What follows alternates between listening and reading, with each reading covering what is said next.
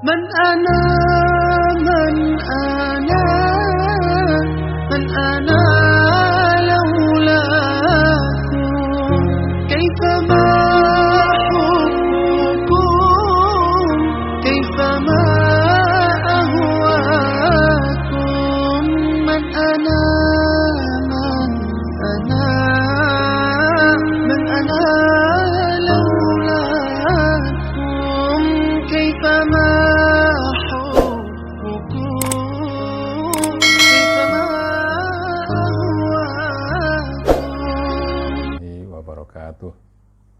Bismillahirrahmanirrahim. Alhamdulillahirabbil alamin.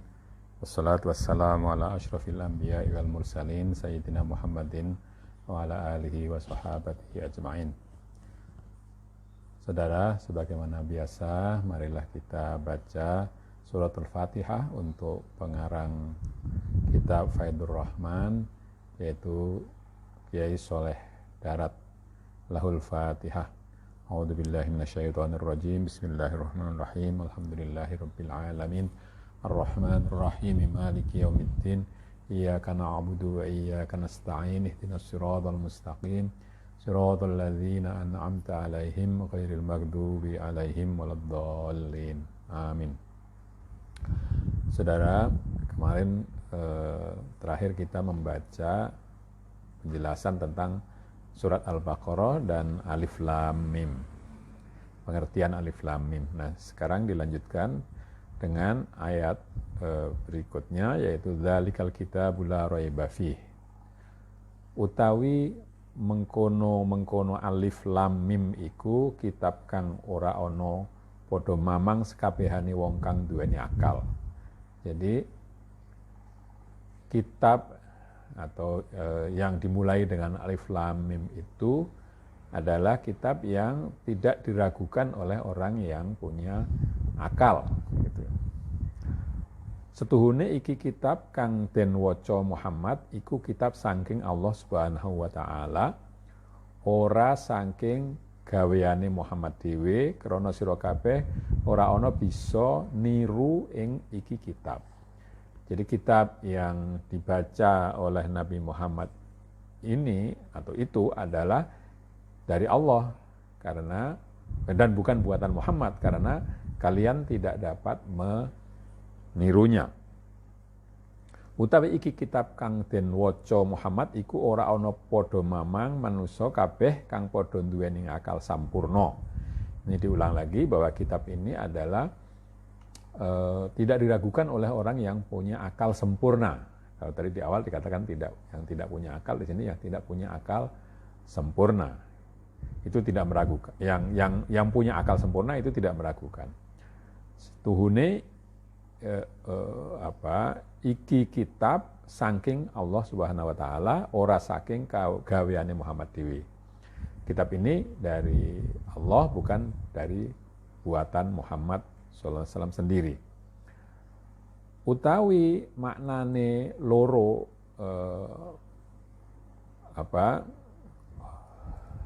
makna loro setuhune iki ayat kalam khobar.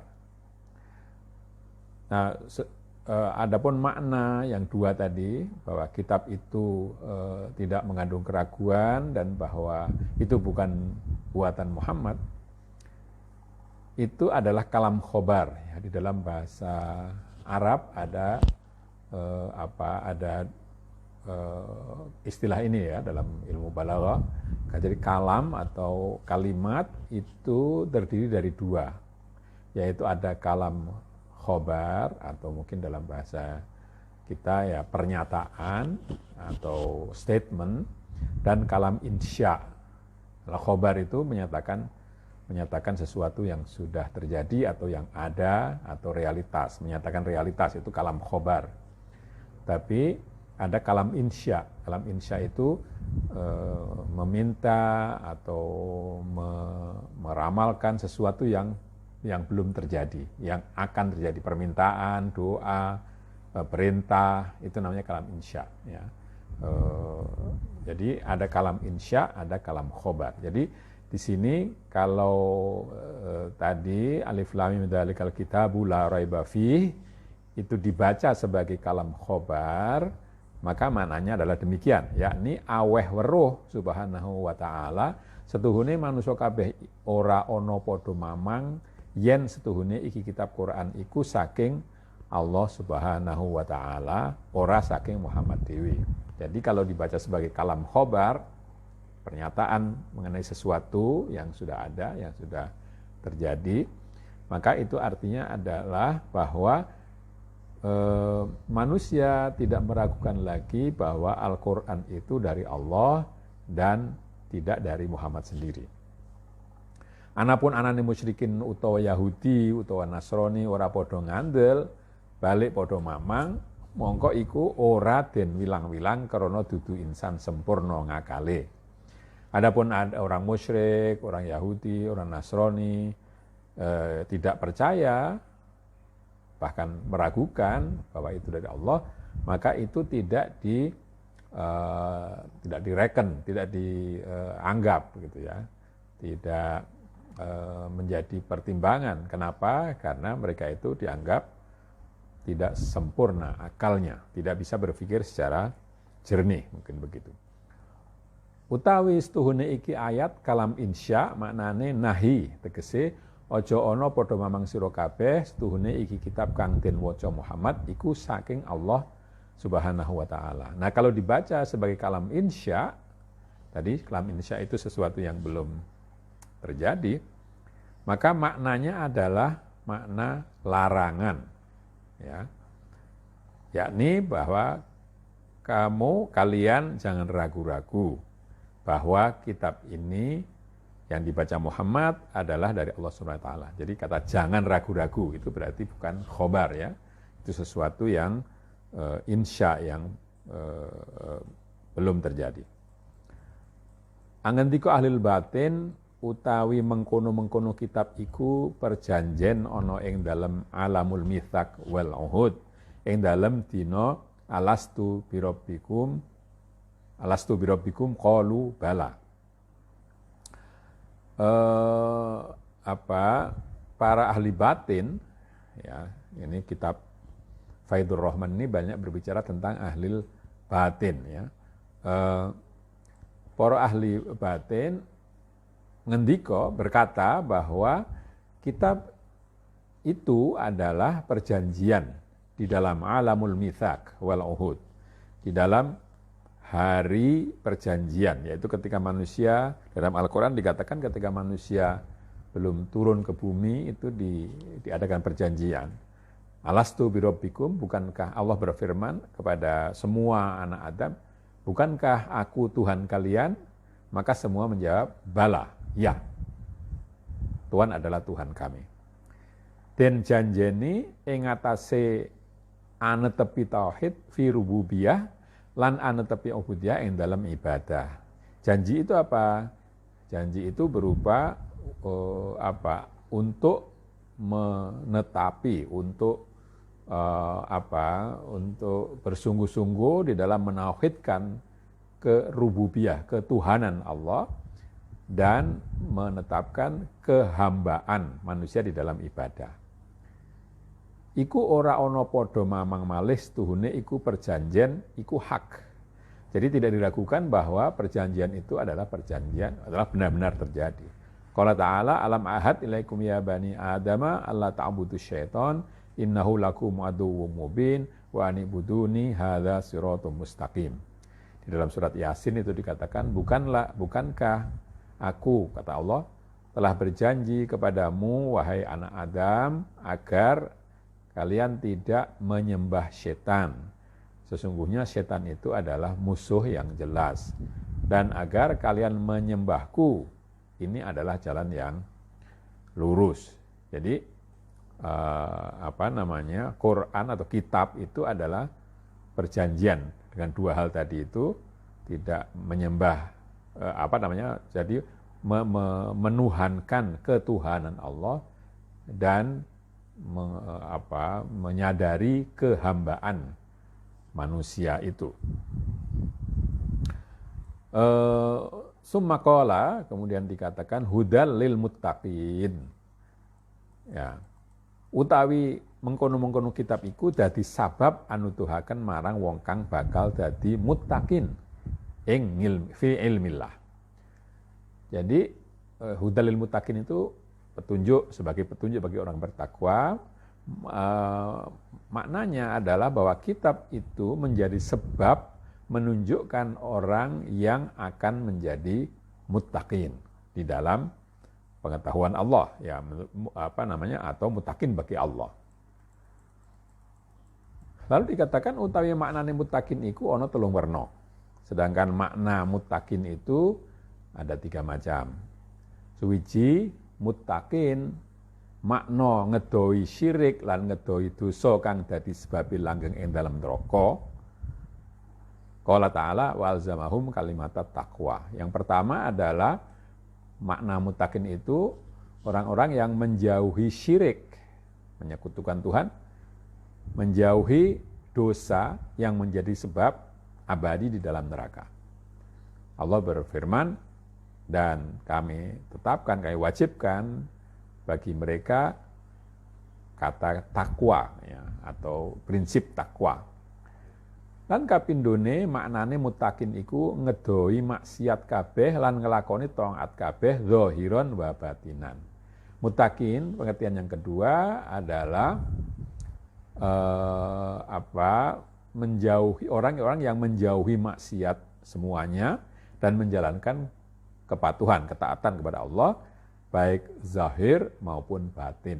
Ya, jadi bisa saja orang itu taat zahirnya, batinnya tidak. Tapi di sini yang dimaksud muttaqin itu orang yang taat zahir dan batin. Qala Allah Ta'ala walau anna ahlal qura amanu wattaqau. Ya, seandainya atau alangkah baiknya seandainya ahli kampung itu beriman dan bertakwa. Lan kaping 3 maknane muttaqin iku bersih-bersih atine lan sirre saking barang kang dadi nungkulaken ing Allah Ta'ala.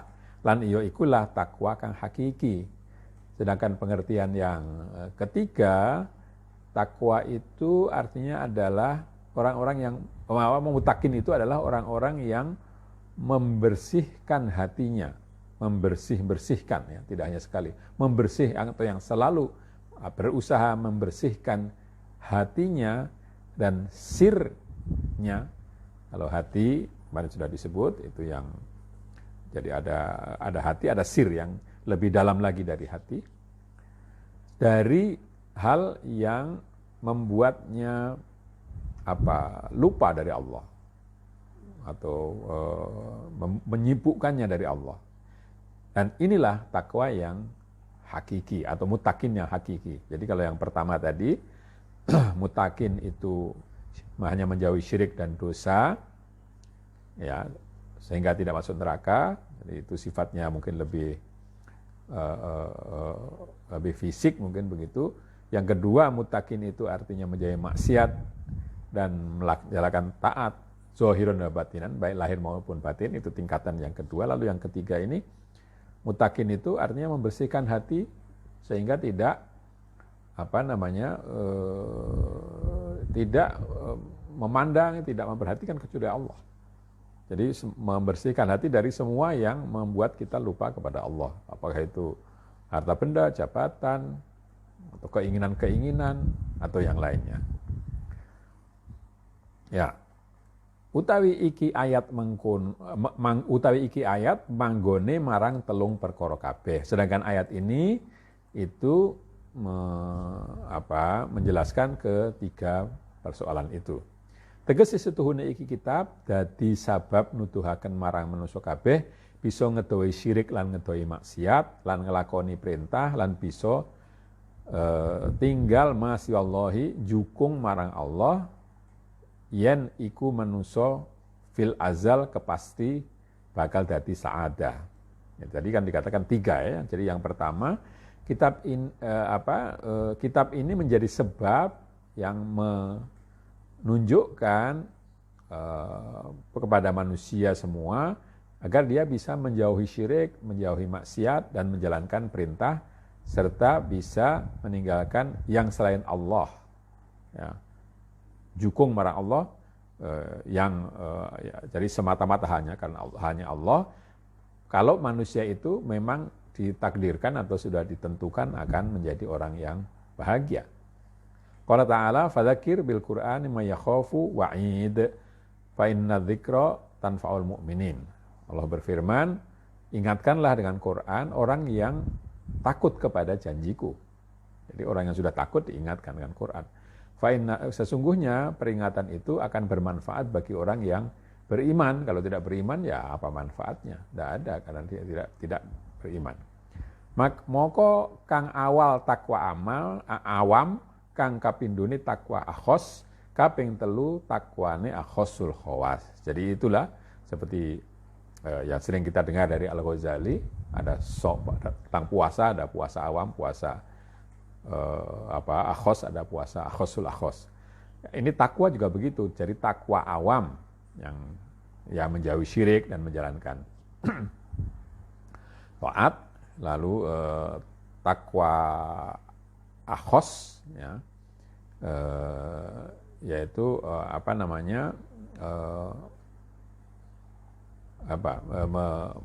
menjalankan peribadatan atau keimanan itu zahiran dan batinan. Lalu yang ketiga akhosul akhos atau khawasul khawas itu yang lalu dalam pengertian membersihkan diri dari apapun yang akan membuat lupa kepada Allah. Moko takwane awam dadi oleh Islam lan iman. Jadi takwanya orang awam itu mendapatkan Islam dan iman. Takwane akhos dadi oleh yakin lan ihsan, sedangkan orang akhos, orang khusus itu mendapatkan yakin dan ihsan. Yakin, kepastian hati, ihsan, berbuat kebajikan kepada orang lain. Takwane khawasul khawas dadi oleh musyahadatul ayan fanaun an nafsihi bi rabbihi. Sedangkan takwanya orang yang khawasul khawas, yang lebih khusus lagi atau yang elite of the elites, itu mendapatkan musyahadatul ayan, bermuka-muka dengan Tuhan, yaitu fana an nafsihi bi rabbihi, melupakan dirinya karena melihat Tuhannya, karena menyadari keberadaan Tuhannya, mungkin begitu. Jadi ini tingkat yang ketiga. Kalau takwanya orang biasa ya itu mendapatkan Islam dan iman. Jadi Islam itu menjalankan ibadah-ibadah yang formal yang kita lihat, lalu iman meyakini ya dalam mudahnya itu rukun iman. Sedangkan akhos itu yakin dan ihsan. Selain yang tingkat pertama tadi ditambah lagi keyakinan dan ihsan. Ihsan itu selalu membual, selalu keluar dari dirinya hal-hal yang baik, itu ihsan. Apakah orang lain berbuat baik atau tidak, tapi kebaikan itu keluar dari dirinya. Itu menjadi, ya membual bukan dalam berarti bohong ya, membual dalam berarti seperti mata air ya, selalu keluar daripadanya hal yang baik, itu ihsan. Sedangkan orang khawasul khawas itu lalu yang dilihat sehari-hari itu hanya Allah. Ya memang ini rumit ya, tapi maksudnya semua hal itu tidak dilihat dari pertimbangan-pertimbangan untung rugi secara duniawi ya, tapi dilihat seperti kalau susah itu ridho, kalau mendapatkan keuntungan itu syukur dan seterusnya. Itu salah satu makna dari khawasul khawas itu, musyahadatul ayan, melihat Allah bermuka-muka, mungkin begitu. Ini dari Hudalil Muttaqin tadi. Ada satu pertanyaan yang mestinya saya jawab tadi malam, tetapi karena baru saya terima hari ini, maka saya jawab sekarang. Pertanyaan dari siapa ini? Saudara Sudarmo ya, dari Sudarmo dari mana? Dari Gresik. Sudarmo dari Gresik itu bertanya, barangkali tersirat dalam tafsir Mbah Soleh Darat atau menurut Kiai sendiri posisi filsafat bagaimana? Sepanjang pembacaan saya terhadap kitab Tafsir Faidur Rahman ini, dan saya belum selesai membacanya, saya baru katakanlah memulai membacanya dengan teliti itu ya ketika mulai mengaji ini, tidak ada pembicaraan tentang filsafat secara terang-terangan itu atau secara tersurat atau tersirat, itu tidak ada. Kalau ditanya lalu posisi filsafat bagaimana? Filsafat itu mungkin bisa dimaknai dengan beberapa makna ya. Yang pertama, kalau filsafat dimaknai sebagai pencarian kebenaran yang diterima itu lalu dipertanyakan lagi, dipertanyakan dan terusnya, maka buku ini mengandung hal itu juga. Jadi tidak percaya dalam satu hal, melainkan dipertanyakan, dicari dalilnya, dicari sumbernya dan seterusnya. Maka ini filsafat secara praktek memang ada. Jadi kecintaan kepada kebenaran dalam pengertian lalu kebenaran yang diterima itu tidak diambil begitu saja, tetapi dipertanyakan, diolah, diteliti dan seterusnya. Kalau itu yang dimaksud, ya ada. Yang kedua, kalau filsafat itu dimaknai sebagai metode berpikir yang harus masuk akal, yang harus konsisten, lalu terpadu, terorganisasi dengan baik, maka di sini pun filsafat itu ada dalam setiap penjelasan keagamaan, itu selalu ada yang demikian. Maka dalam buku-buku Al-Ghazali ya kita lihat beliau menyerang filsafat, tetapi bahasanya sendiri, cara berpikirnya itu cara berpikir filsafat.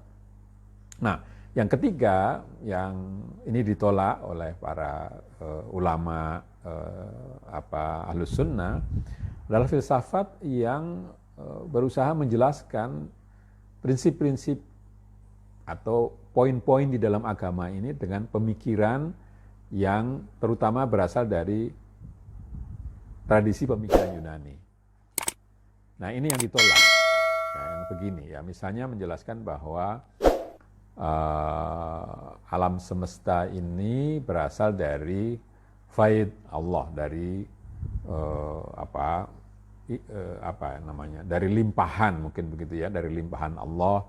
Allah itu akal yang maha berpikir, lalu dari pemikiran Allah itu muncul akal-akal dan seterusnya, itu yang ditolak. Jadi filsafat dalam pengertian tradisi pemikiran Yunani yang mengandalkan pada daya imajinasi, daya refleksi manusia, ini yang di sini ditolak. Ya, jadi itu yang, jadi ada katakanlah pertengkaran atau permusuhan atau silang pendapat antara falasifah di masa lampau dengan mutakallimun, ahli kalam. Ya, ini sebenarnya mereka bertentangan dalam hal-hal yang seperti itu. Bagaimana menjelaskan agama, bagaimana menjelaskan penciptaan, hubungan manusia dengan Tuhan dan seterusnya. Ketika itu dijelaskan dengan metode dan bahan-bahan dari pemikiran Yunani, itu yang dimaksud falsafah dalam pikiran para mutakallimun dulu. Tetapi kalau filsafat dalam pemikiran berpikir secara tertib, mencari kebenaran, itu mutakallimun atau ulama-ulama Ahlus Sunnah juga melakukannya. Dengan tradisi berpikir yang ada di dalam rambu-rambu Ahlus Sunnah wal Jamaah. Saya kira begitu, kurang lebihnya saya minta maaf. Marilah kita akhiri dengan hamdalah. Alhamdulillahirabbil alamin. Assalamualaikum warahmatullahi wabarakatuh. Man ana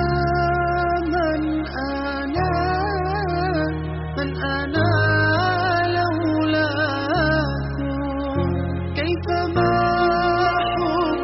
حبكم كيفما